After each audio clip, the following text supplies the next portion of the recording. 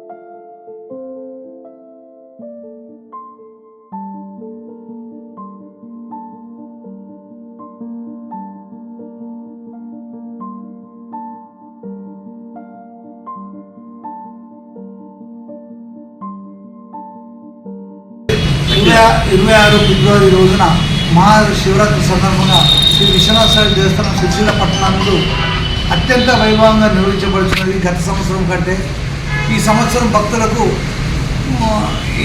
ఎలాంటి అసౌకర్యం కలగకుండా అన్ని సౌకర్యాలు ఏర్పాటు చేయడానికి సెలవు పందిళ్ళు కానీ, క్యూ లైన్స్ కానీ, ఈసారి భక్తుల సహాయ సహకారాలతో ఆలయ అలంకరణ మరియు ఈసారి ప్రత్యేకంగా కళ్యాణం గురించి ప్రత్యేక పందిరి ఏర్పాటు చేయడం అనేది, పందిరు భక్తులకు నీటి వసతి, తాగునీరు వసతి కూడా ఏర్పాటు చేయడానికి స్వామివారికి ఉదయం 5 గంటల నుంచి 12 గంటల వరకు అభిషేక కార్యక్రమం, మధ్యాహ్నం 1కి గోమ కార్యక్రమం నిర్వహించబడడం, సాయంత్రం 5 నుంచి 12 గంటల వరకు మహాలింగార్చన, 12 గంటలకు మహారుద్రాభిషేకం ఏర్పరిచినది.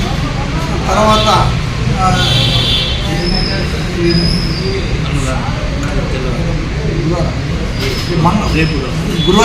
గురువారం రోజున శివ కళ్యాణం అనంతరం అన్నదాన కార్యక్రమం ఏర్పాటు చేయనున్నది. కావున భక్తులు వచ్చి స్వామివారిని దర్శించుకొని తీర్థపత్రాలు సేవించి స్వామివారి కృపకు పాత్రలు కావాలని మనసారా కోరుకుంటున్నాను. విశ్వనాథ స్వామి ఆలయం యొక్క మహాశివరాత్రి సందర్భంగా స్వామి అభిషేకాలు మరియు హోమాలు, కళ్యాణాలు అన్నీ చేస్తున్నారు. కాబట్టి భక్తులు అధిక సంఖ్యలో పాల్గొని స్వామివారి కృపకు పాల్గొని వారి యొక్క కృప మీ అందరికీ ఉండాలని నేను మనం చేస్తున్నాను. రాజన్న సిరిసిల్ల జిల్లాలో శ్రీ విశ్వనాథ దేవాలయంలో రేపు శివరాత్రి జాతర మహోత్సవాలు చాలా అత్యంత వైభవంగా జరుగుతుంది.